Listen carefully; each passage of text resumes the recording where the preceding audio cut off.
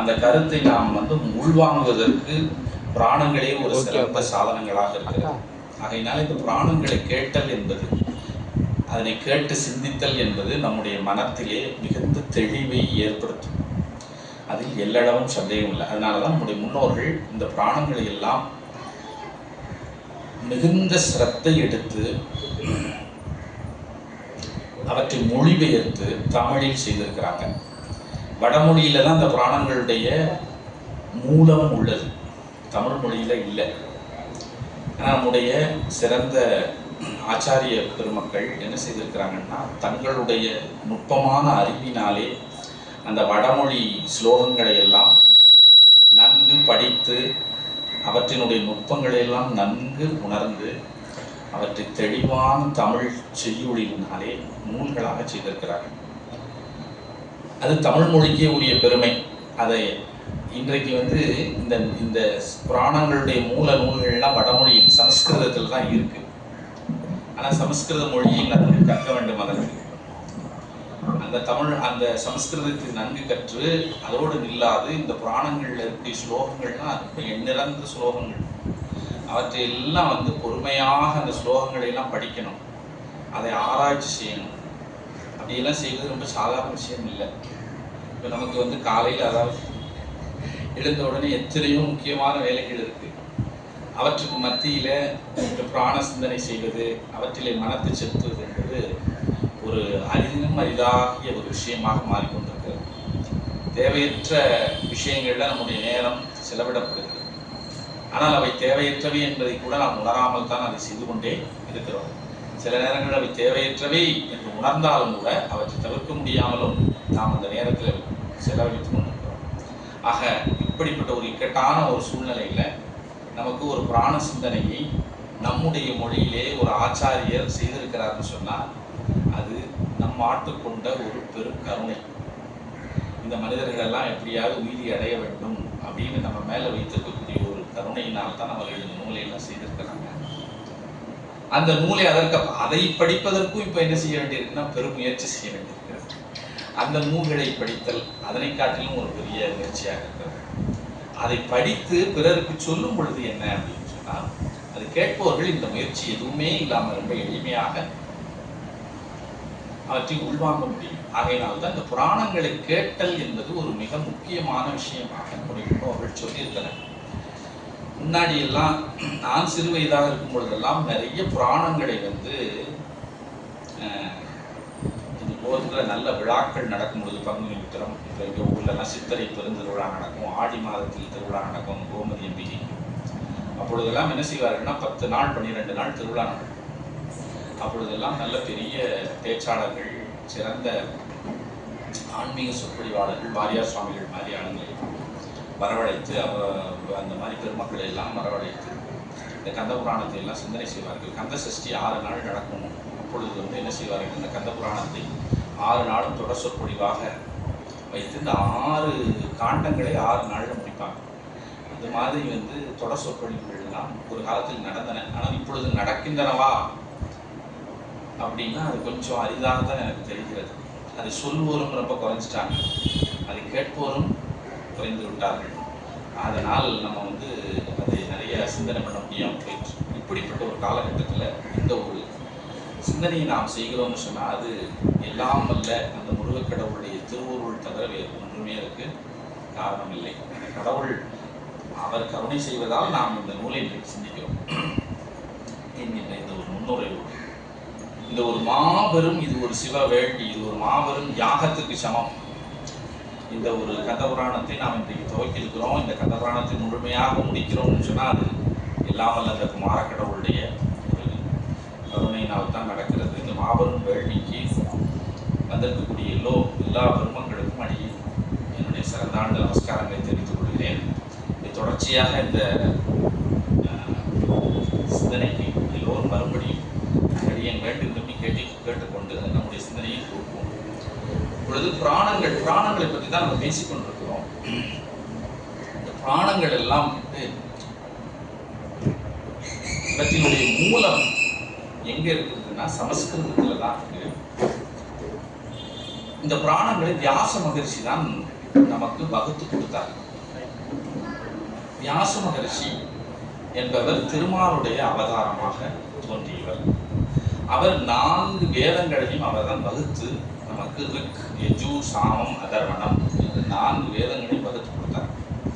அதோடு நில்லாத அவர் என்ன செய்கிறார் அப்படின்னா பிரம்மசூத்திரம் என்கின்ற ஒரு நூலையும் அவர் செய்து வைத்தார்.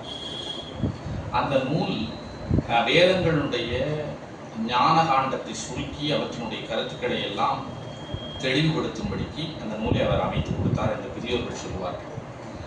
அது போகவும் அவர் 18 புராணங்களையும் செய்து கொடுத்தார். சமஸ்கிருத மொழியிலே செய்து கொடுத்திருக்கிறார். இப்போ என்னிடம் வந்து சார் இந்த 18 புராணங்களை நீங்க பார்த்துருக்கீங்களான்னு கேட்டீங்கன்னா கண்டிப்பா அதுக்கு பதில் இல்லை அப்படின்னு தான் சொல்லுவேன். எனக்கு தெரியாது. இந்த 18 புராணங்களையும் வியாச மகரிஷி சமஸ்கிருதத்திலே ஸ்லோக வடிவிலே செய்து வைத்திருக்கிறார். அந்த 18 புராணங்கள் என்ன அப்படின்னு அதனுடைய பேரையாவது நாம் கண்டிப்பா தெரிஞ்சுக்கலாம். அந்த பேரை நான் உங்களுக்கு சொல்றேன். அதுல வந்து இந்த 18 புராணங்கள்ல பரமபதியாக இருக்கக்கூடிய சிவபெருமானை குறித்து செய்த புராணங்கள் 10 புராணங்கள், மகாவிஷ்ணுவை குறித்து செய்த புராணங்கள் 4 புராணங்கள், பிரம்மதேவரை குறித்து செய்த புராணங்கள் 2 புராணங்கள், சூரிய பகவானை குறித்து செய்த புராணம் 1, அக்னி தேவரை குறித்து செய்த புராணம் 1. ஆக புராணங்கள் 18. இதிலே சிவபெருமானை குறித்து செய்த 10 புராணங்களுடைய பெயர்களை நான் இங்க வாசிக்கிறேன். சைவம், பௌஷ்யம், மார்க்கண்டேயம், லிங்கம், காந்தம், வராகம், வாமனம், மச்சம், கூர்மம், பிரம்மாண்டம். இது 10 புராணங்கள். இந்த 10 புராணங்களும் சிவபுராணங்கள் என்று அழைக்கப்படுகின்றன. காரூடம், நாரதீயம், வைணவம், பாகவதம் இந்த 4 புராணங்களும் மகாவிஷ்ணுவை குறித்து செய்யப்பட்ட புராணம். பிரம்ம புராணம், பதும புராணம். இந்த பிரம்மம் பதுமம் என்கின்ற 2 புராணங்கள் பிரம்மதேவரை குறித்து செய்யப்பட்ட புராணம். பிரம்ம கைவர்த்தம் என்கின்ற புராணம் சூரிய பகவானை குறித்து செய்யப்பட்டது. ஆக்கினேய புராணம் என்கின்ற புராணம் அக்னி பகவானை குறித்து செய்யப்பட்டது. ஆக 18 புராணங்கள்.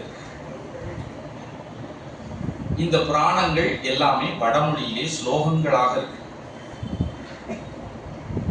ஒட்டுமொத்தமாக இந்த 18 புராணத்தையும் ஒட்டுமொத்தமாக சேர்த்த எவ்வளவு ஸ்லோகங்கள் இருக்குன்னா 4,08,000 ஸ்லோகங்கள். 4,08,000 ஸ்லோகங்கள். இந்த வடமொழியிலே இந்த சொல்லப்பட்ட புராணங்கள் 18ல சிவபுராணங்கள் என்று சொல்லப்பட்ட புராணங்கள் 10ல் ஒன்றுதான் ஸ்காந்தம். அது வடமொழியில ஸ்காந்தம்னு சொல்லுவாங்க, தமிழ்ல காந்தம். ஏன்னா தமிழ்ல வந்து அதை தமிழ் படுத்தும் பொழுது அது அப்படிதான் வரும். அந்த காந்தம் என்கின்ற புராணத்துல மட்டும் இருக்கக்கூடிய புராணங்கள்லேயே மிகப்பெரிய புராணம் ஸ்காந்தம் தான். ஸ்காந்தத்தில் மட்டும் 1,00,000 கிரந்தங்கள் இருக்கு. ஒட்டுமொத்தமா இருக்கிற கிரந்தங்கள் ஸ்லோகங்கள் 4,08,000. அதுல இந்த ஒரு புராணம் மட்டுமே 25%. ஏன்னா அது எவ்வளவு பெரிய புராணம்னு நம்ம பார்த்துக்கிறது. 1,00,000 ஸ்லோகங்களை கொண்டது இந்த ஸ்காந்தம். இந்த ஸ்காந்தம் என்கின்ற புராணத்துக்குள்ள சங்கீதைகள் அப்படின்னு சொல்றாங்க. அதனுடைய உட்பிரிவு ஒரு புத்தகத்தை எடுத்துக்கிட்டோம்னா அதுக்குள்ள போகும்பொழுது உட்பிரிவுகள் இருக்கும் இல்லையா? அது மாதிரி உட்பிரிவுகள் என்னன்னா ஒரு 1, 2, 3, 4, 5, 6 உட்பிரிவுகள். சனத்குமார சங்கீதை. சங்கீதை அப்படிங்கிறது வந்து வடமொழி சொல், சமஸ்கிருத சொல். அதை தமிழ் படுத்தி சங்கீதைன்னு சொல்லியிருக்காங்க. அதனுடைய உட்பிரிவு, அதனுடைய பெரும்பிரிவு. சனத்குமார சங்கீதை, சூத சங்கீதை, பிரம்ம சங்கீதை, விட்டுணு சங்கீதை, சங்கர சங்கீதை, சூர சங்கீதை அப்படின்னு 6 சங்கீதைகளாக, 6 சங்கீதைகள்னா 6 பெரும் பிரிவுகளாக அந்த ஸ்காந்தம் விரிந்திருக்கிறது. அந்த 6 சங்கீதைகள்ல ஒன்றுதான் சங்கர சங்கீதை. அந்த சங்கர சங்கீதையில அதனுடைய உட்பிரிவுகள், அதுல ஒரு 7 உட்பிரிவுகள். அதை 7 உட்பிரிவுகள், அதுல 12 உட்பிரிவுகள். சங்கீதை, அதுக்கப்புறம் அதனுடைய உட்பிரிவு கண்டம், அந்த 12ல முதல் கண்டம் தான் சிவரகசிய கண்டம். அந்த சிவரகசிய கண்டத்தினுடைய உட்பிரிவுகள் 7. அந்த 7 என்ன அப்படின்னா சம்பவ காண்டம், அசுர காண்டம், மகேந்திர காண்டம், யுக்த காண்டம், தேவ காண்டம், தட்ச காண்டம், உபதேச காண்டம். 7 காண்டங்கள். அந்த 7 காண்டங்கள்ல முதல் 6 காண்டங்களை மட்டும் தமிழ் மொழியிலே கச்சியப்ப சிவாச்சாரியார் என்கின்ற ஒரு பெருமகனார் தமிழில் ஒரு நூலாக கந்தபுராணம் என்ற பெயரிலே மொழிபெயர்த்து செய்திருக்கிறார். அவர் இந்த 6 காண்டங்கள்ல 7 காண்டங்கள்ல உபதேச காண்டம் என்கின்ற கடைசியா இருக்கக்கூடிய காண்டத்தை அவர் எழுதல. 6 காண்டம் தான் எழுதியிருக்கிறார். இந்த 6 காண்டத்துல அவர் பாடியிருக்க செய்யுள் மட்டுமே 10,000க்கு மேற்பட்ட செய்யுள் பாடியிருக்கார். தமிழ் மொழியில 10,000க்கு மேற்பட்ட செய்யுள்.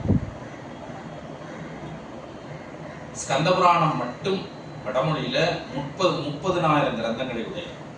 1,00,000 கிரந்தங்களை உடையது. அவற்றில் சிவரகசிய கண்டம் மட்டும் 30,000 கிரந்தங்களை. அதைத்தான் தமிழ் மொழியில அவர் 10,000 செய்யுளாக பாடியிருக்கிறார். இந்த இவ்வளவு ஒரு பறந்து விரிந்த புராணம். இதெல்லாம் எதற்காக நான் உங்களுக்கு சொல்லுகிறேன்? இது ஒரு டேட்டா மாதிரி நான் உங்களுக்கு சொல்றேன். ஏன் அப்படின்னா, நமது சமயம் எவ்வளவு ஒரு பெரிய சமயம் என்பதை நாம் முதல்ல உணரணும். அதுல எவ்வளவு விஷயங்கள் இருக்கு அப்படிங்கிறது இது ஒரு பெருங்கடல் மாதிரி, பெருங்கடல், மகா சமுத்திரம். அதுக்குள்ள எவ்வளவோ விஷயங்கள், எண்ணற்ற விஷயங்கள் இருக்கு. அவற்றையெல்லாம் நம்ம தெரிந்து கொள்ளணும் அப்படின்னு போனா நமக்கு ஒரு பிறவியெல்லாம் பத்தாது. பல பிறவிகள், 100 பிறவிகள் எடுத்தா கூட அதை நாம் உணர்ந்து கொள்ளணும். அவ்வளவு பெரிய மகா சமுத்திரமாக நம்முடைய சமயம் பறந்து விரிந்து இருக்கிறது. ஆகையினால் நம்முடைய சமயம் மிகுந்த சிறப்புடையது, பெருமையுடையது. இந்த சமயத்தை நாம் பின்பற்ற வேண்டும், போற்ற வேண்டும். நம்முடைய முன்னோர்கள் எல்லாம் இதை பாதுகாத்து நமக்காக கொடுத்திருக்கிறார்கள். அதை நாம் எப்பேற்பட்டாவது இந்த விஷயங்களை நாம் புரிந்து கொண்டு நம்முடைய சந்ததியினருக்கு நாம் கடத்த வேண்டும் அப்படிங்கிற ஒரு செய்தியை சொல்லணுங்கிறதுக்காக தான் நம்முடைய பரப்பை எல்லாம் நான் உங்களுக்கு சொல்லியிருக்கிறேன். இப்படிப்பட்ட இந்த புராணங்களுடைய பின்புலத்தை நாம் தெரிந்து கொள்ள வேண்டும். இந்த கந்த புராணத்தை செய்த ஆசிரியர், இப்போ இது வரைக்கும் நம்ம பார்த்தாச்சு. இந்த கந்த புராணத்தை செய்த ஆசிரியருடைய சரித்திரத்தை மட்டும் நாம் இன்னைக்கு சிந்தனை செய்வோம். நம்முடைய காலம் ஏற்கனவே 1/2 மணி நேரம் கடந்து விட்டது. கந்த புராண ஆசிரியருடைய சரித்திரத்தை மட்டும் நாம் சிந்தனை செய்துவிட்டு அதன் பின்னர் காப்பு செய்யுள், அந்த காப்பு செய்யுளை மட்டும் இன்றைக்கு சிந்தனை செய்வோம். காப்பு செய்யுள் என்பது விநாயகர் வணக்கம். அதை செய்துவிட்டு நாம் எஞ்சிய பகுதியை அடுத்தடுத்த சிந்தனைகளை செய்வோம். இந்த கந்தபுராணம் என்கின்ற நூல் தமிழ் மொழியிலே செய்தவர் ஆசிரியர் கச்சியப்ப சிவாச்சாரியார் என்கின்ற ஒரு பெருமகனார். இவர் கிட்டத்தட்ட இன்றைக்கு தேதியில இருந்து பாத்தீங்கன்னா ஒரு 1100 வருஷங்களுக்கு முன்னால காஞ்சிபுரத்தில் வாழ்ந்தவர். காஞ்சிபுரத்திலே ஆதிசைவ அந்தணர்கள் மரபிலே காலத்தியப்ப சிவாச்சாரியார் என்கின்ற ஒரு சிறந்த பெருமகனார் சிவபக்தியிலும் அடியார் பக்தியிலும் சிவ நூல்களிலும் நன்கு தேர்ந்த, சிவ தர்மங்களை எந்த விதமான இடையீடும் இன்றி அனுஷ்டிக்கக்கூடிய ஒரு சிறந்த அடியார் காலத்தியப்ப சிவாச்சாரியார். இவர் காஞ்சிபுரத்திலே கந்தக்கோட்டம் என்கின்ற ஒரு அருமையான சேத்திரம் இருக்கிறது. அந்த சேத்திரத்திலே இடந்தொழி இருக்கக்கூடிய குமார கடவுளுக்கு பூஜை செய்யக்கூடிய மரபிலே தோன்றியவர். சிவாச்சாரிய பெருமக்கள் நமக்கு எல்லாம் தெரியும். திருவான்மையூர் ஸ்தலம் இருக்கிறது. அதை சுற்றி நம்முடைய முற்காலத்தில் என்னன்னா எல்லா சிவாலயங்களையும் சுற்றி சிவாச்சாரிய பெருமக்களை எல்லாம் என்ன செய்தார்கள்னா நம்முடைய அரசர்கள் குடியமர்த்தி அவர்களுக்கு வேண்டுவனவற்றை எல்லாம் செய்து அவர்களுக்கு நிபந்தங்கள் கொடுத்து அவர்களுடைய வாழ்க்கைக்கு தேவையான எல்லா விதமான பொருட்களும் கிடைக்கும்படி செய்து அவர்களை பாதுகாத்தாங்க. அவர்களுடைய தொழில் என்ன? எந்த விதமான ஒரு இடையீடும் இன்றி கால பூஜைகள் செய்தல், நித்திய பூஜைகள் செய்தல், திருவிழா காலங்களிலே நைமித்திக பூஜைகளை செய்தல், வேத அத்தியனம் செய்தல், சிவாகமங்களை படித்தல், சிவாகமங்களில் சொல்லப்பட்ட கிரிய முறைப்படி ஆலய பூஜைகளை செம்மையாக செய்தல், இதையெல்லாம் அவங்க செஞ்சாங்க. அதனால தான் அந்த கோயிலை சுற்றி எப்பொழுதுமே சிவாச்சாரிய பெருமக்களுடைய குடியிருப்பு இருந்தது. நம்முடைய முன்னோர்கள் சோழ பேரரசாக இருக்கட்டும், பாண்டியர்களாக இருக்கட்டும், சேரர்களாக இருக்கட்டும், தமிழகத்திலே அதற்கு ரொம்ப முக்கியத்துவம் கொடுத்தாங்க. கொடுத்து இவர்களை பேணினார்கள். ஒரு காலத்தில் அது வந்து நம்முடைய கொடுவினையினால் இவற்றையெல்லாம் நம்ம இழக்க வேண்டிய நிலை ஏற்பட்டுவிட்டது. அது வருந்தத்தக்க விஷயம். ஆனால் இதெல்லாம் இருந்தது சிறப்பான முறையில் அந்த காலத்தில். அதுபோல் அந்த குமரக்கோட்டம் என்கின்ற சேத்திரத்தில் அந்த குமரக்கடவுளுக்கு பூஜை செய்யக்கூடிய சிவாச்சாரிய பெருமக்கள் அந்த ஸ்தலத்தை சுற்றி குடியிருந்தார்கள். அது அந்த ஒரு குடியிலே தான் களத்திய சிவாச்சாரியர் பெருமகனார் வாழ்ந்தார். அவருக்கு வெகு காலம் குழந்தை பேர் இல்லை. அதனால் அவர் என்ன செய்தார்னா அங்கே எப்படி குமாரக்கடவுளை உபாசித்தார். பெருமானே ஒரு சற்புத்திரனை எனக்கு தர வேண்டும் அப்படின்னு சொல்லி அந்த குமாரக்கடவுளை வெகு காலம் அவர் உபாசனை செய்து கொண்டே இருந்தார். அதன் பயனாக அவருக்கு ஒரு சற்புத்திரர் அவதாரம் செய்தார். அவர் தான் நம்முடைய கச்சியப்ப சிவாச்சாரியார். அவருக்கு கச்சியப்பன் என்று அந்த காஞ்சிபுரத்தில் எழுந்தருளிய பரமேஸ்வரனுடைய நாமத்தையே நாமமாக வைத்து அவரை நாளொரு மேனியும் பொழுதொரு வனவுமாக களத்தியப்ப சிவாச்சாரியார் வளர்த்து வந்தார். கச்சியப்ப சிவாச்சாரியார் அவர் பிறவியிலேயே ஒரு சிறந்த பக்குவமுடைய ஆன்மா. அதாவது வந்து எப்படின்னா, நிறைய நாம் தெரிந்து கொள்ள வேண்டிய விஷயங்கள்லாம் நம்முடைய பெருமக்கள் எல்லாம், நம்முடைய ஆச்சாரிய பெருமக்கள் எல்லாம் அவங்க பிறக்கும் பொழுதே அதிதீவிர பக்குவமுடையவர்களாக தான் பிறக்கிறாங்க. அவங்க பல பிறவிகளிலே அவர்கள் எல்லாவற்றையும் கடந்து நல்ல ஞான நிலையை அடைந்து அதன் பின்னர் இப்படிப்பட்ட ஒரு சிறந்த ஒரு பிறவியை எடுக்கிறார். எடுத்து அவங்களுடைய பிறவியினுடைய நோக்கமே என்னவா இருக்கு அப்படின்னா, ஒரு சிறந்த செயலை செய்வதா மட்டும்தான். அது முடிஞ்ச உடனே அவங்க கிளம்பி போயிடுறாங்க. ஞானசுந்தர் அப்படித்தான், அப்பர் சுவாமிகள் அப்படித்தான் நம்ம பார்க்குறோம் இல்லையா. அது மாதிரி இந்த கச்சிப்ப சிவாச்சாரியா அவர் பிறக்கும் பொழுதே அன்பு, அருள், பொறை, அடக்கமுடைமை, வாய்மை முதலிய எல்லா நல்ல குணங்களும் இயல்பாகவே அமைய பெற்றவராக அவர் இருந்தார். அவர் வளரும் பொழுது இந்த நல்ல குணங்களும் அவரோடே சேர்த்து வளர்ந்தன. அதன் பின்னர் 7ஆம் வயதிலே அவருக்கு வேத முறைப்படி அவருக்கு உபநயனம் செய்தார். அதாவது பூநூல் கல்யாணம்னு எனக்கு சொல்றாங்க இல்லையா, உபநயன கிரியை செய்து விட்டார்கள். அதன் பின்னர் வேத அத்தியனம் செய்ய ஆரம்பித்தார். வேத பாடமே அப்பொழுதுதான் அவர்களுக்கு ஆரம்பிக்கப்படுகிறது. அதன் பின்னர் சமய தீட்சையை பெற்றுக்கொண்டு அவர் சமய அனுஷ்டானம் செய்தார். அப்பொழுதே அவர் வேதபாராயணம், தமிழ் மொழியில் இருக்கக்கூடிய தேவார திருவாசகாதிகளையும் அவர் பாராயணம் செய்திருந்தார். அதன் பின்னர் விசேஷ தீட்சை பெற்று சிவபூஜை செய்யலானார். அப்பொழுது சிவாகமங்களிலே சொல்லப்பட்ட சிவபூஜை விதிகள் என்னென்னவோ அவற்றையெல்லாம் மிக நன்கு தெளிந்து அந்த முறைப்படி பூஜை செய்தார். அதாவது ஆலயத்திலே சிவபூஜை செய்யக்கூடிய அந்த ஆச்சாரியர்கள் இருக்கிறாங்க இல்லையா, அவங்க எல்லாருமே கண்டிப்பாக தாங்களும் சிவபூஜையை வீட்டிலே முறைப்படி செய்வார். அது என்னன்னா, அவங்க வந்து இந்த விசேஷ தீட்சை, நிர்வாண தீட்சை, ஆச்சார விஷயங்கள் எல்லாம் பெற்றுக்கொண்டு அதை முறைப்படி அவர்களுக்கு ஒரு ஆத்மார்த்த மூர்த்தி இருக்கும். அந்த மூர்த்தியை நாள்தோறும் தன்னுடைய வீட்டிலேயே பூஜை செய்து முடித்து அதன் பின்னர் தான் அவர்கள் என்ன செய்கிறார்கள், ஆலயத்துக்கு வர்றாங்க.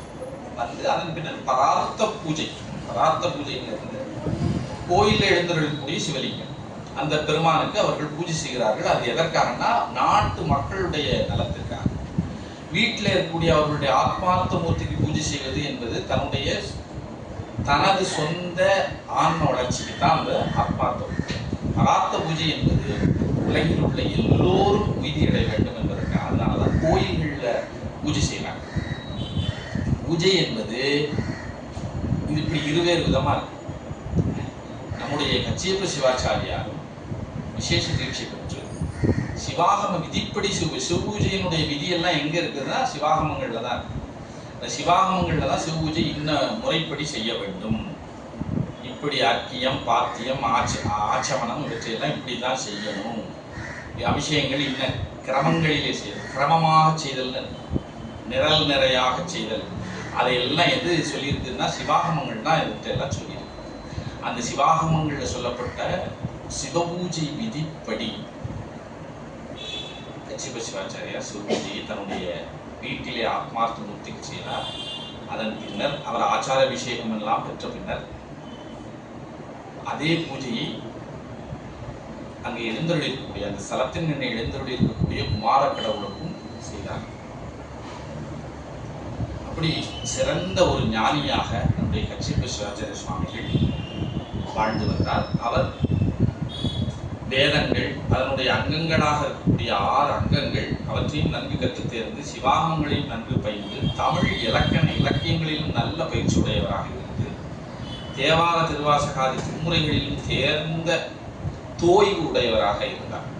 அவருடைய பக்குவத்தை பார்த்து அங்கே எப்படி மக்கள் எல்லாம் நினைத்தார்களாம். என்ன நினைத்தார்கள்?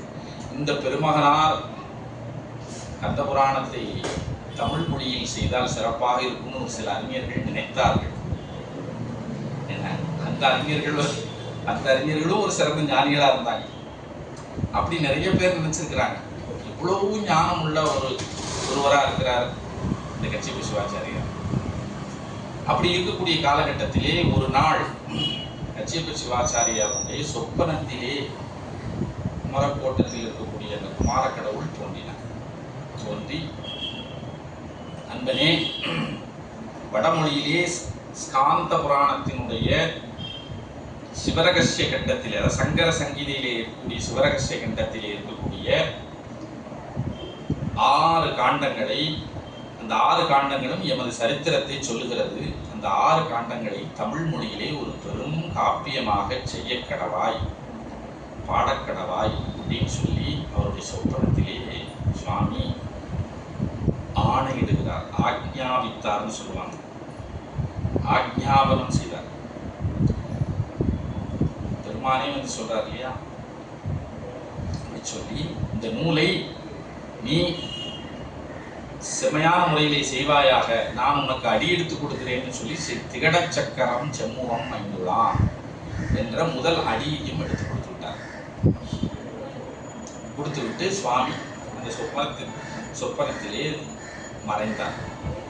உடனடியாக கண் விழித்து பார்த்தார் கச்சியப்ப சிவாச்சாரியார். கண் விழித்து பார்த்து அப்படியே நம்மெல்லாம் ரோமாஞ்சனம் செய்கிறது. அதாவது மயிர்கால்களெல்லாம் குத்திட்டு நிற்கிறது. கண்ணீர் கண்களில் இருந்து கரை புரண்டு ஓடுகிறது. பெருமானை நினைத்து, சுவாமி என்னையும் ஒரு பொருளாக நினைத்து இந்த பெரிய ஒரு விஷயத்தை செய்யும்படிக்கு ஆజ్ఞாபித்தீரேன். உமது கருணை என்னே என்னே என்று சொல்லி பெருமானை நினைத்து கண்ணீர் வார்ந்து அழுது தொழுது அவருடைய அந்த பணியை சிறமேல் கொண்டு செய்ய வேண்டும் என்கின்ற மன ஆசையோடு என்ன செய்கிறார்னா, தமது காலைக்கடன்களை எல்லாம் முடித்துவிட்டு சிவபூஜை எல்லாம் முடித்து அங்கே குமார கடவுளை சென்று அவருக்கு செய்ய வேண்டிய பூஜைகளை எல்லாம் முடித்துவிட்டு தாம் நூல் செய்ய ஆரம்பித்தார். நாள்தோறும் 100 செய்யுள் செய்தார். அப்படியாக அவர் 10,000க்கும் மேற்பட்ட செய்யுளை தமிழ் மொழியிலே செய்து வைத்தார். கந்த புராணம் என்கின்ற ஒரு நூலாக. அப்படி செய்யுளை எல்லாம் செய்துவிட்டு என்ன செய்வாராம், ஒவ்வொரு நாளும் அந்த செய்யுளை அவர் எழுதிய 100 செய்யுளையும் குமாரக்கடவுளுடைய சன்னதியிலே வைத்து தாழிட்டு விட்டு திருக்கதனம் சாத்தி தமது வீட்டுக்கு புறப்பட்டு செல்வார். அடுத்த நாள் மறுநாள் காலையில் சிவபூஜை, அந்த முருகக்கடவுளுக்கு பூஜை செய்வதற்கு அவர் திருக்கதவத்தை திறந்து உள்ளே பார்க்கும் பொழுது அந்த ஓலைகள் எல்லாம் ஆங்காங்கே திருத்தப்பட்டிருக்கிறது. உடனே அந்த ஓலைகளை எல்லாம் தன்னுடைய சிறமேல் எடுத்து சூடிக்கொண்டு, பெருமானே உங்களுடைய திருவுருள் அடியேனிடத்தும் இப்படி நிகழ்கிறதேன்னு சொல்லி மிகுந்த பக்தி பரவசம் அடைந்து அவற்றை எல்லாம் செப்பம் செய்து கொண்டு தன்னுடைய நூலை தொடர்ச்சியாக இவ்வாறு செய்து கொண்டார். இது எதற்காக இந்த விஷயங்களை நம்முடைய முன்னோர்கள் சொல்லியிருக்கிறாங்கன்னா, இந்த நூல் வந்து இறைவனுடைய அருளினாலே செய்யப்பட்டது. ஒரு நூல் செய்வதற்கு வந்து யார் வேணாலும் நூல் எழுதலாம். இன்னைக்கு நம்ம வந்து என்ன செய்யறோம்னா, நிறைய அறிஞர்கள் நூல் எழுதுகிறார்கள், புத்தகங்களை வெளியிடுகிறார்கள் இல்லையா. ஆனால் கந்த புராணம் அப்படிப்பட்ட ஒரு நூல் அல்ல. அதுதான் நான் சொல்ல வரேன். அதனை அங்கீகாரம் செய்தவர் யாருன்னு சொன்னா நம்மை போன்ற மானிடர் கிடையாது. சர்வஜராக இருக்கக்கூடிய குமாரக்கடவுள் அவரே என்ன செய்யறாருன்னா அதை திருத்துறார். அதையே அவரே அடியெடுத்து கொடுத்த நூல். அவரே வந்து என்ன செய்கிறார், அந்த செய்யுளை எல்லாம் ஒவ்வொன்றையும் எந்த இடங்களில் தேவையோ அவற்றையெல்லாம் அவரே செய்கிறார். அதனால் இது குமாரக்கடவுளே செய்த நூல் என்றுதான் நாம் கொள்ள வேண்டும். ஏன்னா ரொம்ப சாதாரணமா நாம் நினைத்துக் கொள்ளக்கூடாது. அப்பேற்பட்ட அந்த நூலை மிக செம்மையான முறையிலே நிறைவு செய்து கச்சியப்ப சிவாச்சாரியார் இப்பொழுது அதனை அரங்கேற்றம் செய்ய வேண்டும். முன்னாடி காலத்துல வந்து என்னன்னா, இப்பெல்லாம் எப்படி நான் ஒரு நூல் எழுதுறேன்னு சொன்னா ஒரு பிரிண்டிங் ப்ரெஸ்ஸில் கொண்டு போய் கொடுத்து அந்த நூலை உடனே வெளியிட்டு புத்தக கண்காட்சியில் வச்சிடலாம். யாரும் எதுவும் கேட்க போறது இல்லை. ஆனால் அந்த காலத்தில் அப்படி இல்லை. ஒரு நூலை பெரியோர்கள் சபை நூல் என்று அங்கீகாரம் செய்யணும். அங்கீகாரம் செய்தால் மட்டும்தான் அந்த நூல் வெளியிடப்படும். அப்படிப்பட்ட ஒரு காலம், அறிஞர்கள் வாழ்ந்த காலம், மேதைகள் வாழ்ந்த காலம். என்ன அதனால என்னன்னா, தன்னுடைய நூலை அரங்கேற்றம் செய்தல் என்பது ஒரு மிக மிக அத்தியாவசியமான ஒரு விஷயம். அறிஞர்களெல்லாம் அதை ஏற்றுக்கொள்ளணும். அதுக்காக என்ன செய்தார் அப்படின்னா, கச்சியப்ப சிவாச்சாரியார் எல்லோருக்கும் என்ன செய்தார்னா ஓலை அனுப்பினார். இருந்த சிறந்த தமிழ் அறிஞர்கள், புலவர்கள், தேவார திருவாசகம் முதலிய திருமுறையில் இருக்கக்கூடிய விற்பன்னர்கள், வேத விற்பன்னர்கள், ஆகம விற்பன்னர்கள், என்ன அரசர்கள், பிரபுக்கள், இப்படி எல்லா தரப்பட்ட மக்களையும் என்ன செய்தார்னா அந்த அரங்கேற்றம் செய்வதற்கு தன்னுடைய குமாரக்கோட்டத்துக்கு வரும்படி அழைப்பு கொடுத்தார். அழைப்பு கொடுத்து ஒரு சிறந்த நல்ல நாளிலே அரங்கேற்றம் செய்வதற்கு ஏற்பாடு செய்தார். எல்லா இடத்திலும் தோரணங்கள், எங்கும் பூரண கும்பங்கள், எல்லா இடத்திலும் பெண்கள் எல்லாம் விளக்கேற்றி வைத்து ஒரு மங்களம் பொலியும்படி செய்து ஒரு நல்ல ஸ்தலத்திலே எல்லா வந்த அந்த சிறந்த அறிஞர்களையும் பொதுமக்களையும் ராஜாக்களையும் பிரபுக்களையும் அமரச் செய்து நல்ல ஆசனங்களை எல்லாம் திருத்தமாக செய்து எல்லா ஏற்பாடுகளையும் செய்து அவர்கள் எல்லாம் வந்து அமர்ந்திருக்கிறார். அப்பொழுது கச்சியப்ப சிவாச்சாரியார் தாம் செய்த அந்த தெய்வ திருமுறையாக இருக்கக்கூடிய கந்தபுராணத்தை அந்த சுவடிகளை எல்லாம் ஒரு சிறந்த பீடமிட்டு அதிலே பட்டு விரித்து அந்த பட்டு பீடத்தின் மீது தமது நூலை வைத்து அதற்கு தூப தீபங்கள் கொடுத்து புஷ்பங்களை எல்லாம் சாத்தி சர்வஜராக இருக்கக்கூடிய குமாரக்கடவுளை வணங்கி துதி செய்து என்ன செய்தார்னா இந்த நூலை அரங்கேற்றுவதற்கு அமர்ந்தார். இந்த நூலை கையிலே எடுத்துக்கொண்டு முதல்ல எடுத்த உடனே குமாரக்கடவுளையே அடியெடுத்து கொடுத்த அந்த திகட சக்கரம் செம்முகம் ஐந்துளான் என்கின்ற முதலடியாக கொண்டு அவர் ஒரு செய்யுள் செய்தார். அந்த செய்யுளை நாம் முதல்ல சிந்தனை திகட சக்கரம் செம்முகம் ஐந்துளான் சகட சக்கர தாமரை நாயகன் அகட சக்கர விண்மணியா உரை விகட சக்கரன் மெய்ப்பதம் போற்றுவான் என்கின்ற அருமையான காப்பு செய்யுள், விநாயக பெருமானை குறித்து செய்த செய்யுள். அந்த செய்யுளை பாடிவிட்டு பொருள் சொல்ல ஆரம்பித்தார். திகட சக்கரம் செம்முகம் ஐந்துளான், இது குமாரக்கடவுளே அடியெடுத்து கொடுத்த முதலடி. திகட சக்கரம் செம்முகம் ஐந்துளான் என்பதற்கு விளங்கான் என்ற 10 திருக்கரங்களை உடைய செப்பம் பொருந்திய பெருமைமிக்க 5 திருமுகங்களை உடைய சிவபிரான் என்று அந்த முதலடிக்கு பொருள் சொன்னார். அதுல திகட சக்கரம் என்கின்ற அந்த சொல்லுக்கு விளங்கான் என்ற 10 திருக்கரங்கள் அப்படின்னு அதுக்கு பொருள் சொன்னார். திகழ் தசக்கரம் என்று அதை பிரிக்க வேண்டும் அப்படின்னு சொன்னார். திகட சக்கரம் என்பது திகழ் தசக்கரம் என்று பிரித்து அதற்கு திகழுகின்ற தசம்னா 10 கரங்கள், இந்த கரங்களை உடைய சிவபெருமான், அதுதான் இதுக்கு பொருள்னு சொன்னார். அப்போ அங்க எல்லாருமே அறிஞர்கள், சும்மா சாதாரணப்பட்டவர்கள் கிடையாது.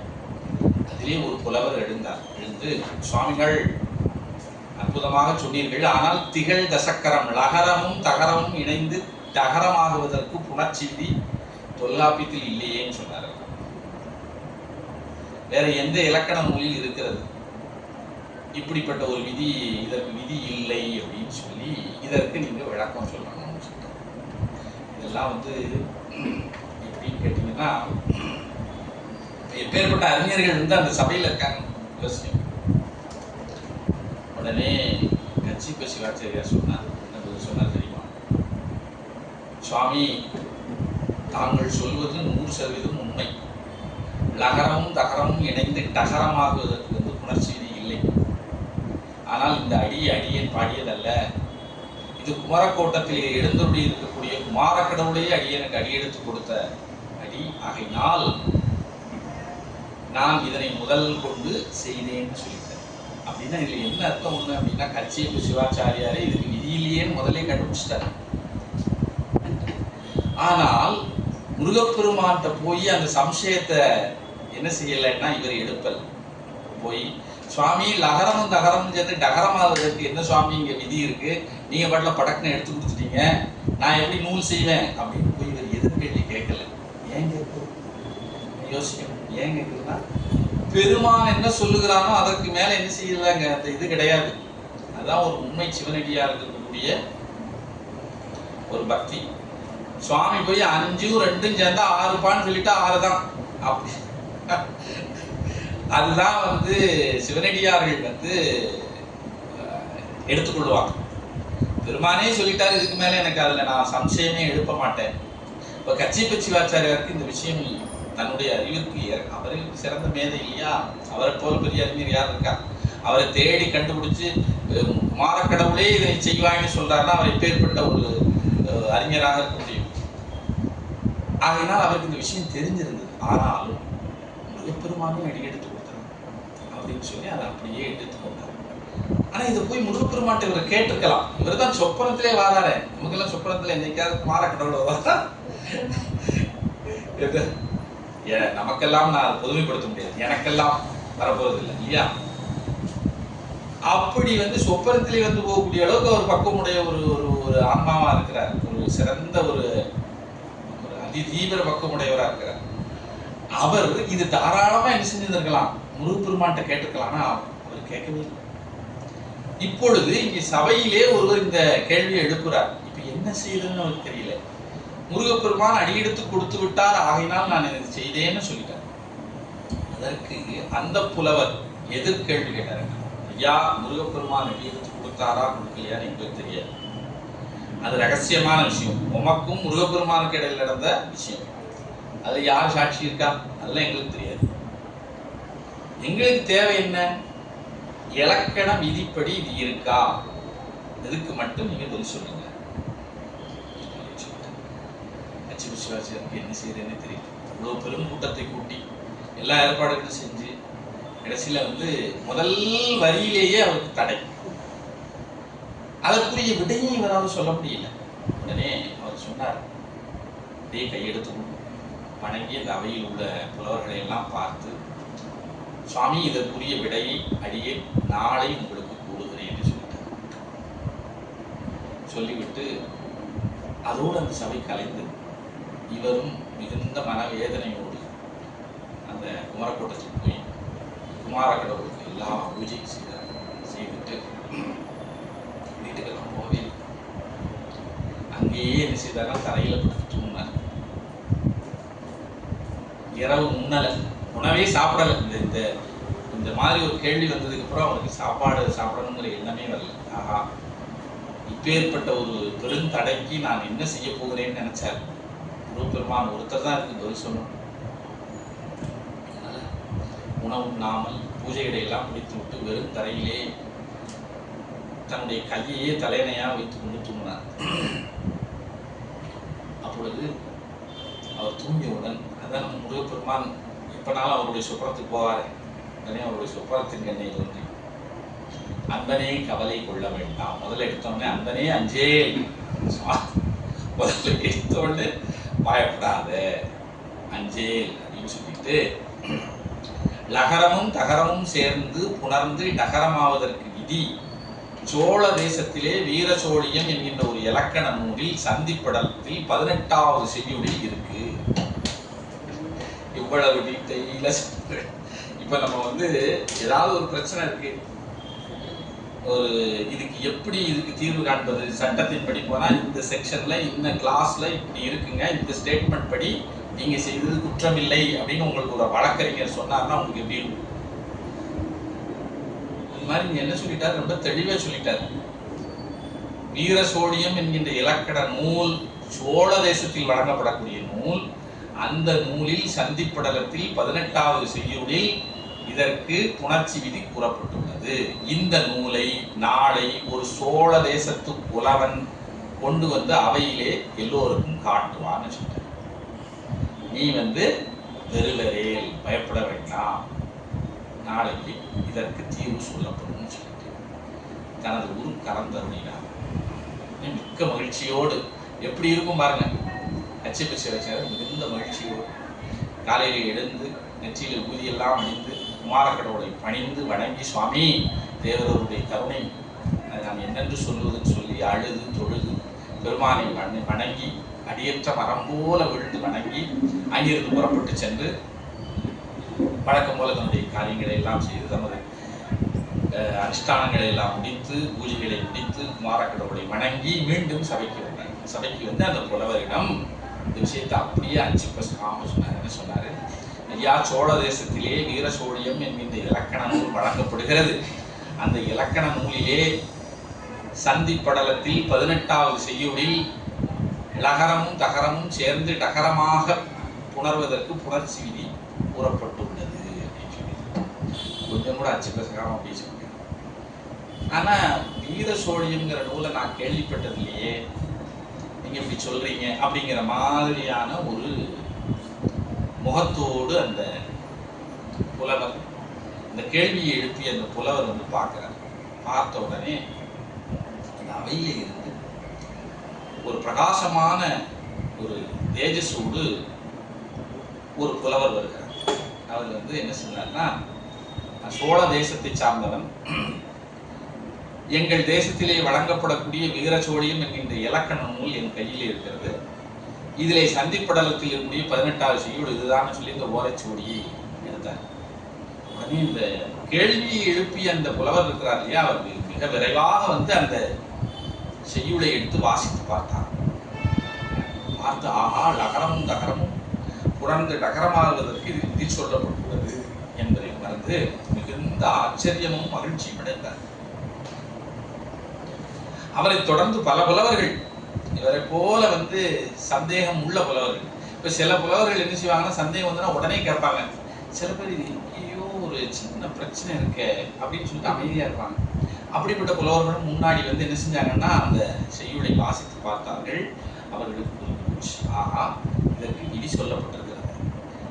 நிறைய புலவர்கள் பார்த்து விட்டு மகிழ்ச்சியும் ஆச்சரியமும் கலந்த மகிழ்ச்சியுமாக அவர்கள் அந்த இடத்தை விட்டு சென்றார்கள். அதற்கு பின்னர் அந்த நூலை, அந்த சுவடியை சுமந்து கொண்டு வந்த அந்த புலவர் சபையில் உள்ள எல்லோருக்கும் இந்த சந்தேகம் தீர்ந்ததா, வேறு எவரேனுக்கும் இதில் சந்தேகம் உள்ளதா, சந்தேகம் உள்ளவர்கள் இங்கே வரலாம் அப்படின்னு சொல்லி மறுபடியும் சொன்னார்.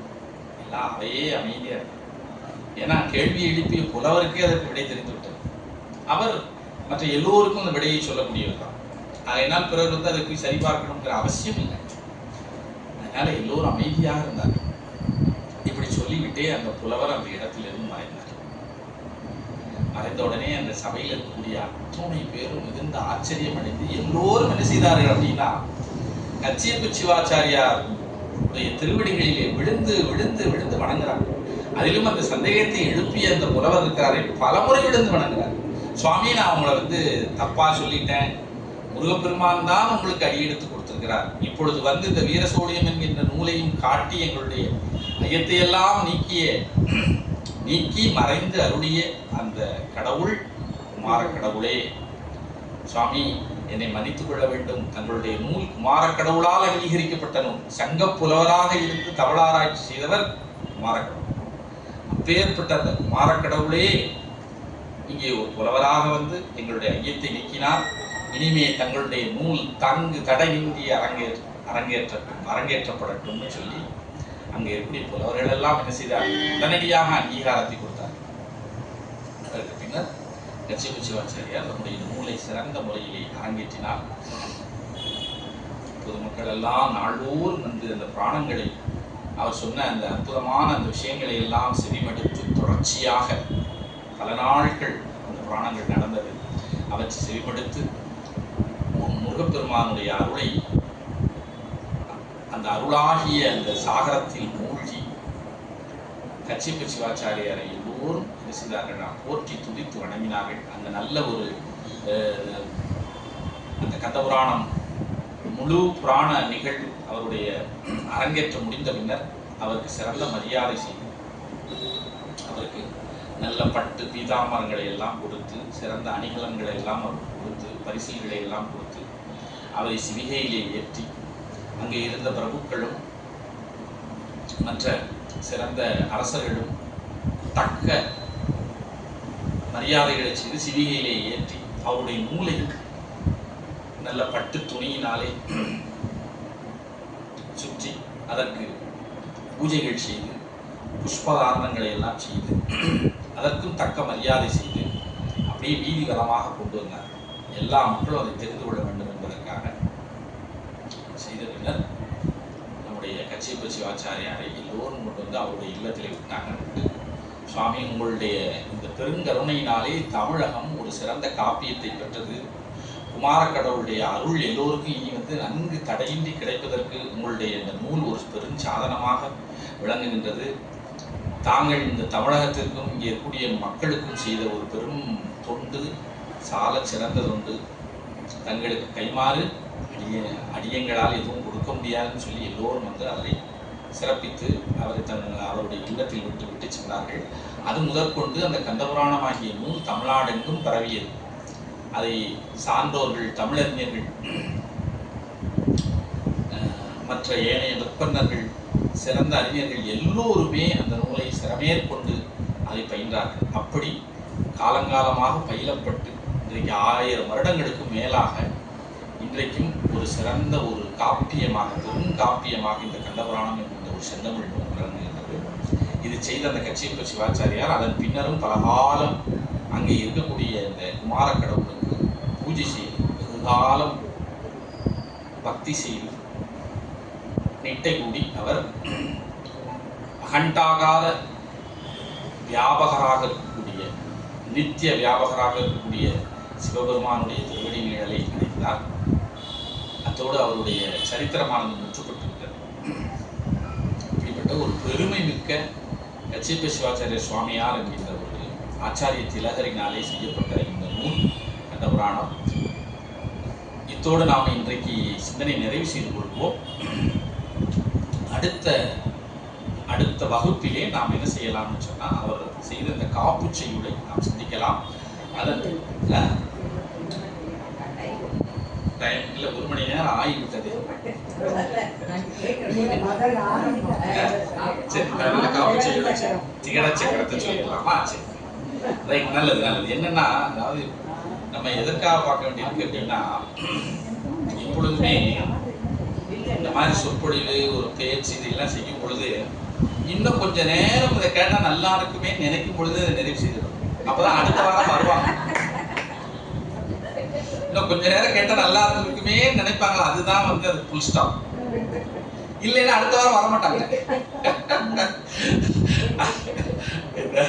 அதனால ரொம்ப கவனமாக நான் இருப்பேன். அதாவது நான் நிறைய தயார்படுத்திட்டு வந்திருப்பேன். அதெல்லாம் நம்ம பேசணும் அப்படின்னா நீங்க அடுத்த வாரம் வர மாட்டீங்க. அப்ப கால்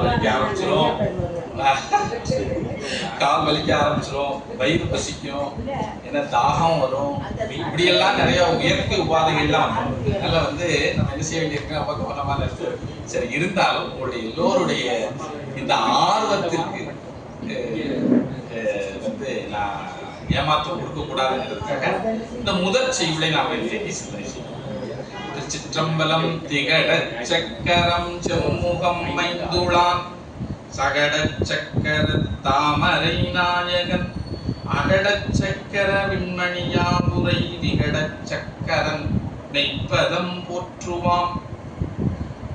இது காப்பு செய்யுள். அதாவது காப்பு அப்படிங்கிறது என்னன்னா, எந்த ஒரு நூலையும் செய்யும் பொழுது நம்முடைய தமிழ் மரபிலே முதல்ல காப்பு செய்யுள் அப்படின்னு ஒன்று பாடுவாங்க. அந்த காப்பு செய்யுள் விநாயகர் கடவுளை குறித்ததாகத்தான் இருக்கும். விக்னேஸ்வரர் அப்படின்னு பேர் விநாயகருக்கு.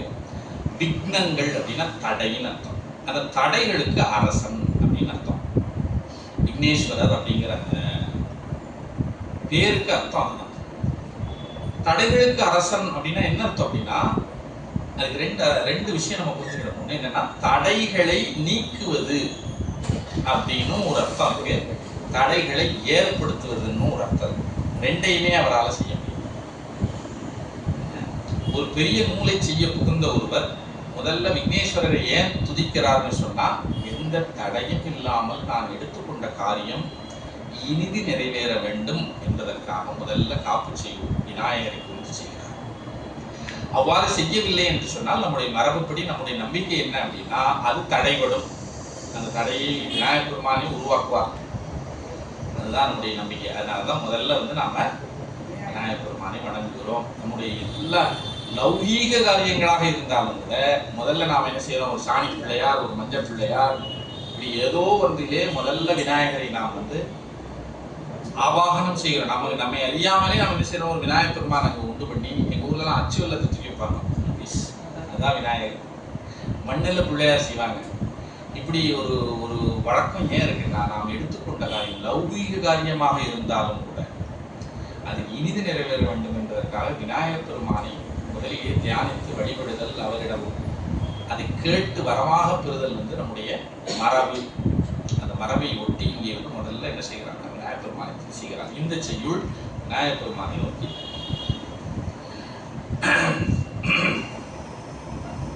முதல்ல விநாயகர் பெருமானுடைய துதியைத்தான் சொல்ல வருகிறார். ஆனால் அதிலே சில புராண விஷயங்களை எல்லாம் சொல்லி அதன் பின்னர் அந்த விகட சக்கர விநாயகர் அப்படின்னு சொல்லி இந்த காஞ்சிபுரத்தில் இருக்கக்கூடிய ஒரு விசேஷமான விநாயகர் பேர் விகட சக்கர விநாயகர். சில ஊர்களில் சில விநாயகர்கள் ரொம்ப இருக்கு. இப்போ கற்பக விநாயகர்னு சொல்லு பிள்ளையார் பட்டியல, சிதம்பரத்துல ஒரு விநாயகர் இருக்கார், திருமுறை கண்ட விநாயகர். திருவாரூர்ல ஒரு விநாயகர் இருக்கிறார், மாற்றுரைத்த விநாயகர்னு ஒரு விநாயகர் இருக்கிறார். அதாவது சுந்தரமூர்த்தி சுவாமிகள் ஆத்துல போட்டு குளத்துல எடுத்தாருன்னு ஒரு சரித்திரம். அப்படி எடுக்கும் பொழுது அந்த தங்கம் மாத்து குறைஞ்சிருக்கான்னு பார்க்கணும். அதுக்கு ஒரு விநாயகத்தை போய் அவர் கேட்டார். அதனால அந்த விநாயகருக்கு பேர் மாற்று உரைத்த விநாயகர். தங்கத்தினுடைய மாற்று குறையலன்னு சொன்னார் அவர். சிதம்பரத்துல திருமுறை இருக்கக்கூடிய அந்த அறையை சுட்டி காட்டி சொன்ன காரணத்தினால் அங்க இருக்கக்கூடிய விநாயகர் திருமுறை கண்டவன். இப்படி எல்லாம் விநாயகர். அது மாதிரி இந்த காஞ்சிபுரத்துல ஒரு விசேஷமான விநாயகர் இருக்கிறார். அவருக்கு பேரு விகட சக்கர விநாயகர். அந்த விநாயகரை தான் இங்கே ஆசிரியர் கச்சிப்ப சிவாச்சாரியார் என்ன செய்கிறார், துதி செய்கிறார். இந்த விகட சக்கரன் மெய்ப்பதம் போற்றுவோம் கடைசி ஈற்றடி. அந்த ஈற்றடியில விகட சக்கர விநாயகருடைய மெய்மை பொருந்திய உண்மையான அர்த்தம், உண்மையான திருவடிகளை வணங்குவான். இந்த நூல் இனிது முடித்த நிறைவேறுதல் பொருட்டு வணங்குவான் அப்படின்னு எடுத்துக்கிறார் அப்படின்னு சொல்லி ஈற்றடியில சொல்றார். அதற்கு முன்னாடி கூடிய 3 அடிகள்ல அவர் என்ன சொல்றார், அந்த விஷயத்தை நம்ம சென்றோம். திகட சக்கரம் செம்முகம் ஐந்துளாம். இதுதான் முருகப்பெருமான் அடி எடுத்து கொடுத்த முதல் அடி. முருகப்பெருமான் அடி எடுத்து கொடுத்த அடி என்ன, சிவபெருமானை பற்றிய அடி. திகழ் தசக்கரம் செம்முகம் ஐந்துளாம். அதாவது சிவபெருமானுக்கு 5 முகங்கள் இருக்கு.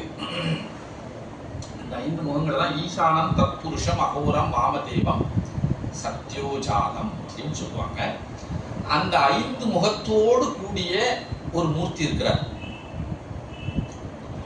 அந்த மூர்த்தியை இப்ப நம்ம பார்க்கல. இப்ப யூடியூப்ல எல்லாம் நீங்க போய் பார்த்தீங்கன்னா அதுல ஒரு சிவபெருமான் வருவார். அந்த சிவபெருமான் தான் நமக்கு தெரியும். இந்த சிவபெருமான் எல்லாம் தெரியாது நமக்கு.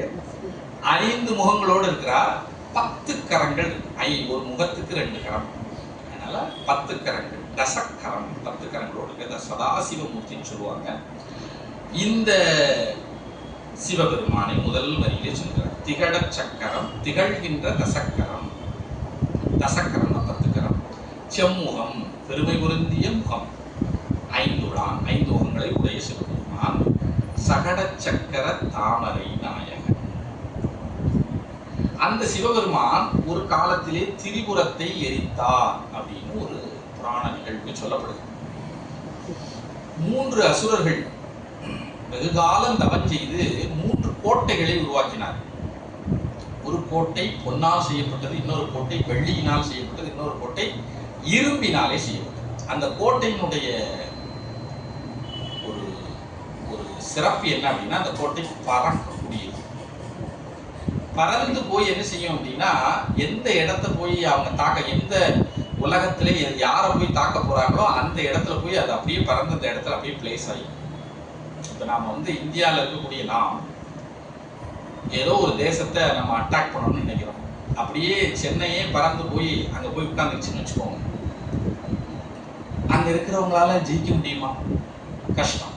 ஏன்னா நம்முடைய எல்லா தேவைகளும் நம்முடைய நகரத்துக்குள்ள இருக்கு. இந்த நகரமே அங்கே போயிடுச்சு அப்படின்னா அவங்கள ரொம்ப எளிமையாக ஜெயிச்சிடலாம் இல்லையா? அது மாதிரி தான் அங்கே அந்த கோட்டைக்குள்ளதான் நகரமே இருக்கும். கோட்டைக்குள்ளதான் நகரவாசிகள் இருப்பாங்க, படை வீரர்கள் இருப்பாங்க, ஆர்மி எல்லாமே, மிலிட்ரி, அவங்களுக்கு தேவையான ஆயுதங்கள், என்ன வெப்பன்ஸ் எல்லாமே நகரத்துக்குள்ளதான். அந்த நகரமே பறந்து போய் இப்போ தேவலோகத்தில் போய் உட்கார்ந்துருச்சு. தேவேந்திரனோட சண்டை போடணும். அது போய் உட்கார்ந்த உடனேயே அங்கே இருக்கக்கூடிய அதற்கு கீழே இருக்கக்கூடிய பல ஊர்கள் எல்லாம் அழிஞ்சு போயிடும். இப்போ சண்டை போடுறதுக்கு யார் இருக்க போறாங்க? அவங்க சண்டை போடுறது ரொம்ப சாதாரண விஷயம். ஏன்னா இவர்கள்ட்ட இல்லாத ஆயுதங்களே கிடையாது. அவ்வளவு பெரிய வலிமை உள்ள அசுரர்களாக இந்த 3 அசுரர்கள் இருந்தாங்க. அந்த 3 அசுரர்களை யாராலும் அழிக்க முடியவில்லை. இப்ப தேவர்கள் எல்லாம் சென்று சிவபெருமானிடத்தில் முறையிடும் பொழுது அவர் அவர்களை சம்ஹாரம் செய்தார். சம்ஹாரம் செய்யும் பொழுது என்ன செய்தார்கள்னா, ஒரு பெரிய தேரை ஏற்பாடு செய்தார். அந்த தேரினுடைய சகடம்னா சக்கரமாக விளங்கியவர் யாருன்னு கேட்டீங்கன்னா சூரியன். ஒரு சக்கரம் சூரியன், இன்னொரு சக்கரம் சந்திரன். இப்படி அந்த தேரினுடைய அழகே ரொம்ப பெருமையாக பேசப்பட்டிருக்கிறது. அண்டங்களை எல்லாம் அதனுடைய முகடாக செய்தார்கள். அதில் சாரதியாக பிரம்மதேவர் புறப்பட்டார். அந்த வில்லு எது? ஒரு பெரிய மகா மேரு மலையிலே வில்லாக வைத்தார். அதனுடைய நாடாக வாசுகி என்கின்ற பாம்பு இருந்தது. அதனுடைய அம்பாக மகாவிஷ்ணு இருந்தார். அதனுடைய சாரதியாக, அந்த தேரினுடைய சாரதியாக பிரம்மதேவர் இருந்தார். குதிரைகள் எல்லாம் வேதங்களே குதிரைகளாக இருந்தன. இப்படி எல்லாம் அந்த தேரினுடைய பெருமை விசேஷமாக புராணங்கள் சொல்லப்பட்டது. அதுல அந்த சக்கரமாக விளங்கியவர் யாருன்னு கேட்டீங்கன்னா சூரியன். அந்த சூரிய பகவானை இங்க சொல்லுகிறார். சகட சக்கர தாமரை நாயகன். தாமரை நாயகன் என்கின்ற இந்த சொல் சூரிய பகவானை குறிக்கிறது. சிவபெருமான் திரிபுர அசுரர்களை சம்ஹாரம் செய்வதற்காக சென்ற தேரில் சகடமாக விளங்கிய, சக்கரமாக விளங்கிய சூரிய பகவான் 2வது வரியில சொல்லிட்டார். 3வது வரியில அகட சக்கர விண்மணியாவுரை. அந்த சூரிய பகவான் விநாயக பெருமானுக்கு ஒரு விநாயக பெருமான் என்ன செய்கிறார்னா, ஒரு குறிப்பிட்ட காலத்திலே அதாவது என்ன சொல்லு விஸ்வரூப தரிசனத்தை கொடுக்கிறார். அதுக்கு புராணம் விநாயக புராணம் இருக்கு. அதுல அந்த செய்திகள் வருது. நம்ம அதையெல்லாம் சொல்லல, வேண்டாம். அப்படி விஸ்வரூப தரிசனம் கொடுக்கும் பொழுது என்னன்னா, இந்த சூரியன் இருக்கிறான் இல்லையா, அந்த சூரியன் அவருடைய இடையிலே ஒரு பெல்ட் மாதிரி கூட இருப்பாங்க. அதாவது நாகத்தையே அவர் ஒரு அரை நானாக அணிந்திருக்கிறார். அந்த நாகத்தினுடைய தலையில ஒரு பெரிய மாணிக்கத்தை வைத்தால் அது எப்படி இருக்குமோ அது மாதிரி அந்த சூரியன் அவர் அவ்வளோ பெரிய விஸ்வரூபத்தை கொடுக்கும் பொழுது அந்த சூரியன் அந்த இடத்தில் சரியாக பொருந்தி நின்றார். அதுதான் இங்க அகட சக்கர விண்மணியாவுரை அப்படிங்கிற வார்த்தையினாலே சொல்லுகிறார். இந்த சூரிய பகவான், அந்த சூரிய பகவான் விநாயக பெருமானுடைய விஸ்வரூப தரிசனத்தின் போது அவருடைய இடையிலே கட்டப்பட்ட நாகத்தினுடைய தலையிலே பொருத்தப்பட்ட ஒரு மாணிக்கம் போல விளங்கினான். அப்படி மாணிக்கம் போல விளங்கிய சூரியனை தன்னுடைய இடையில் பொருத்திய விகடச்சக்கர விநாயகர். விகடச்சக்கர விநாயகர் எப்படிப்பட்டவர்னா, 10 கரங்களையும் 5 முகங்களையும் உடைய சிவபெருமான் ஒரு காலத்தில் திரிபுர அசுரர்களை சம்மாரம் செய்ய போகும் பொழுது அந்த தேரின்கண்ணே சக்கரமாக விளங்கிய சூரிய பகவானை தனது இடையில் பொருத்தப்பட்ட நாகாபரணத்தினுடைய உச்சியிலே பொருத்தப்பட்ட மாணிக்கமாக விளங்கப்பெற்ற விகடச்சக்கர விநாயகர் அவருடைய மெய்மை பொருந்திய திருவடிகளை வணங்குகிறேன் அப்படின்னு சொல்லுகிறார். இதற்கு நிறைய அந்த புராண விஷயங்களை எல்லாம் தொட்டுக்காட்டி இங்கே வந்து நம்முடைய ஆசிரியர் இந்த செய்யுளை செய்திருக்கிறார். அந்த விகடச்சக்கர விநாயகர் என்பதற்கு வந்து ஒரு சரித்திரம் இருக்கிறது. என்ன விகடச்சக்கர விநாயகர் அப்படின்னு சொன்னா,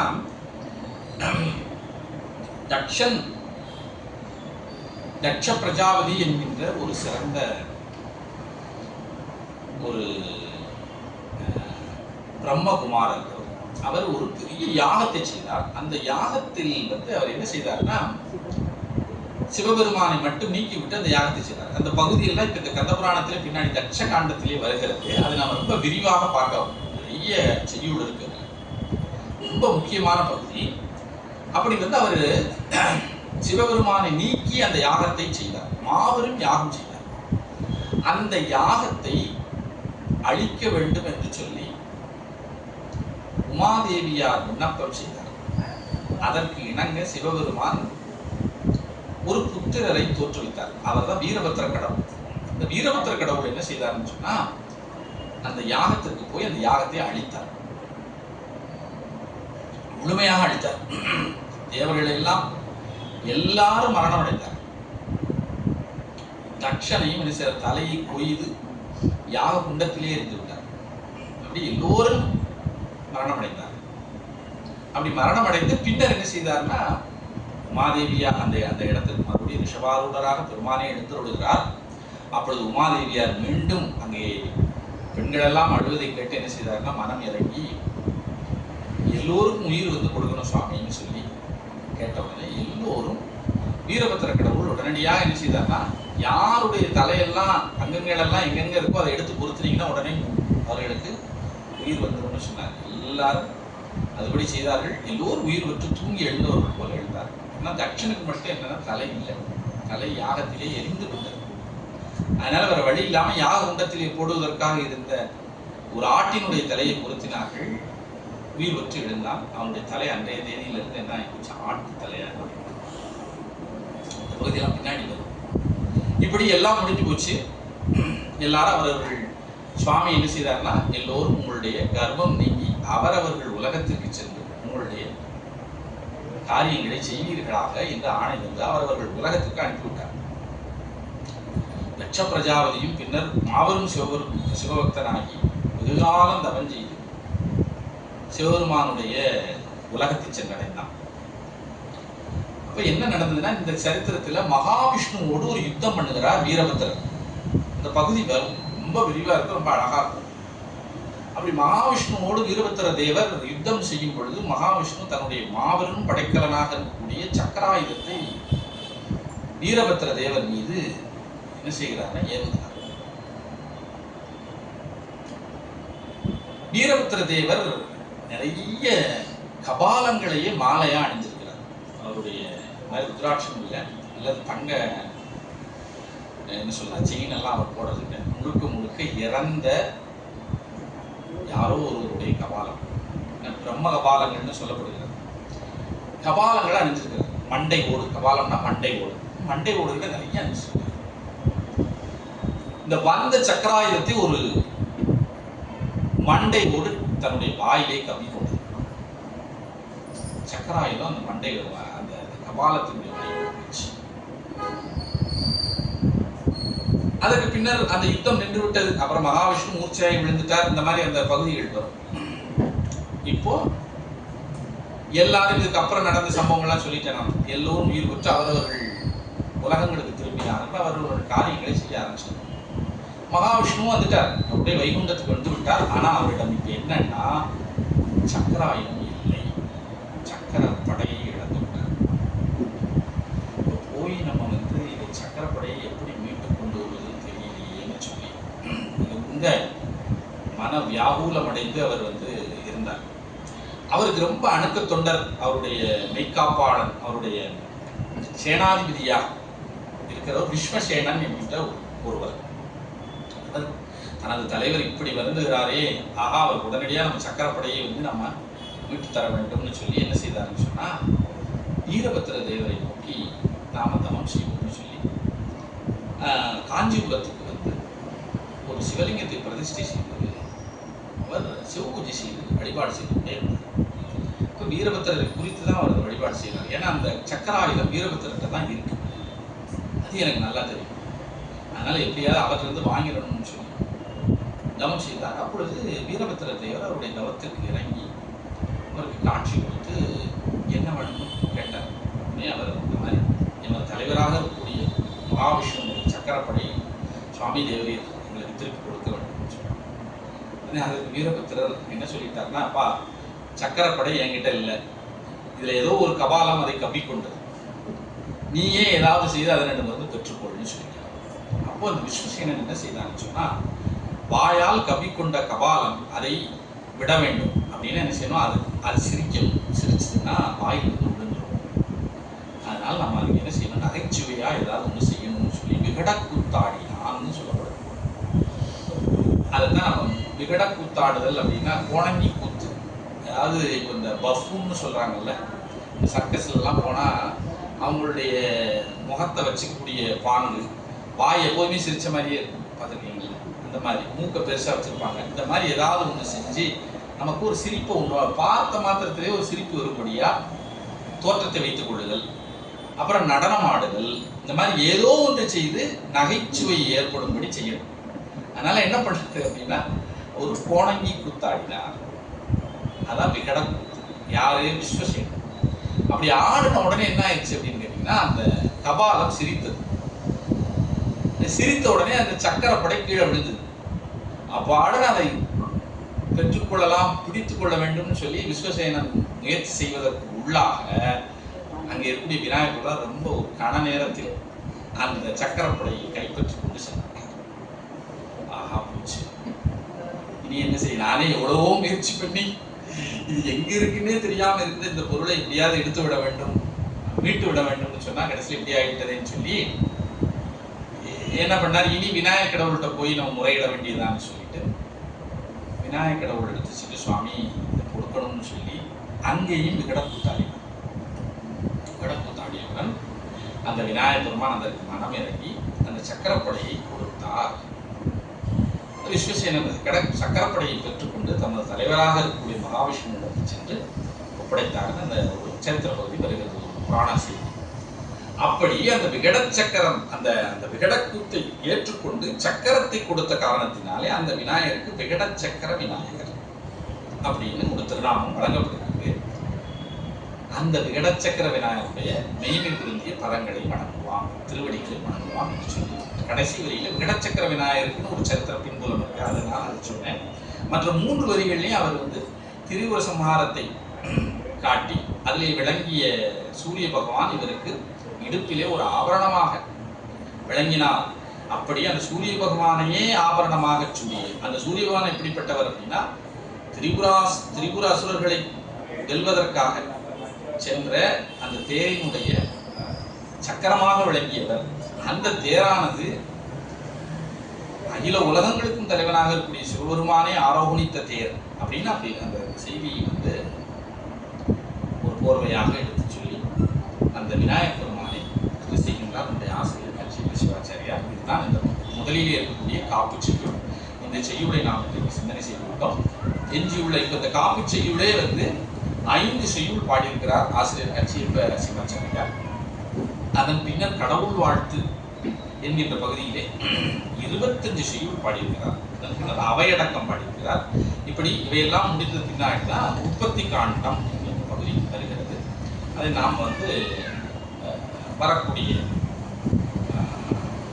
வகுப்புகளில் சிந்தனை செய்வோம் என்று கூறிக்கொண்டு இத்துடன் எனது இந்த உரையினை நிறைவு செய்கிறேன். திருச்சிற்றம்பலம்.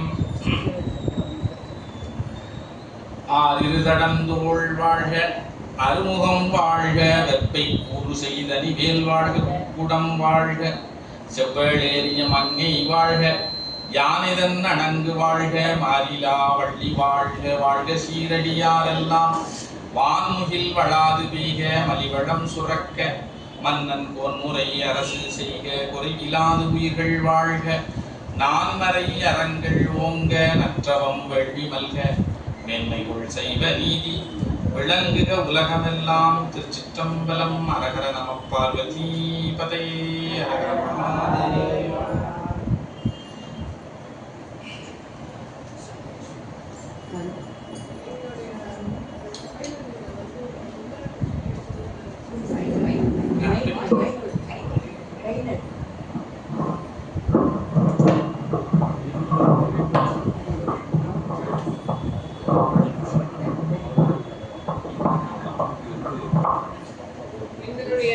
இது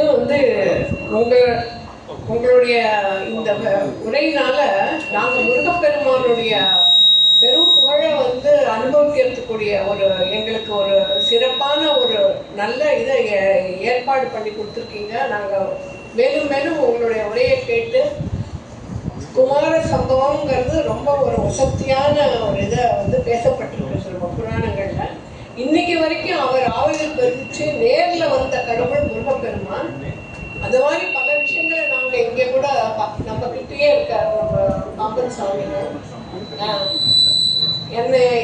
என்னை செலுத்திய அந்த ரகசிய சக்தி உங்களை செலுத்தாமல் விடுமான்னு கேட்டிருக்காரு.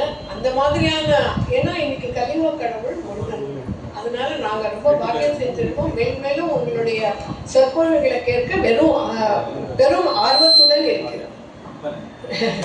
தேங்க்யூ.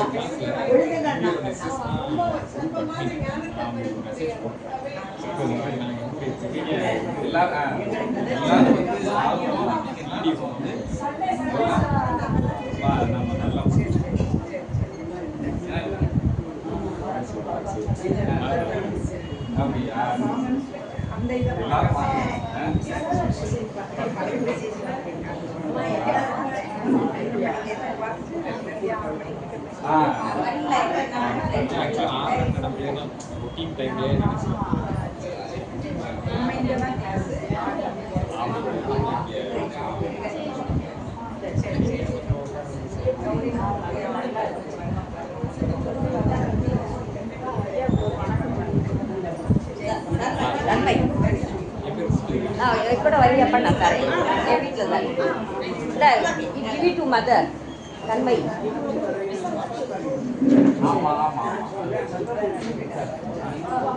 ஓ அப்படியா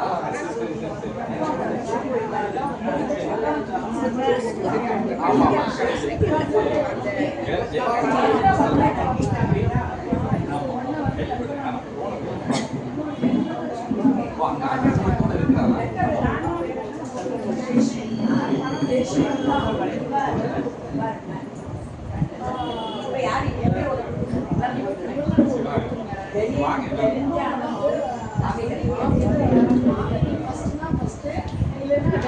அவளுக்கு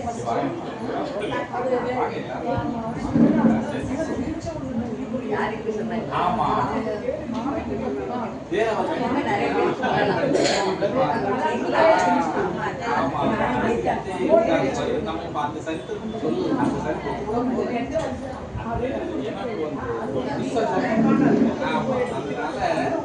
நான் என்ன பண்ணிட்டேன்னா அதை சொல்லாம அந்த தேதி சக்கரமா இருக்காரு.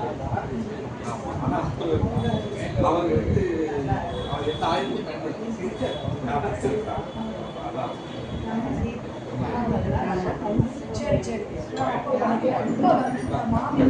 இந்த ரெண்டு நிர்மலா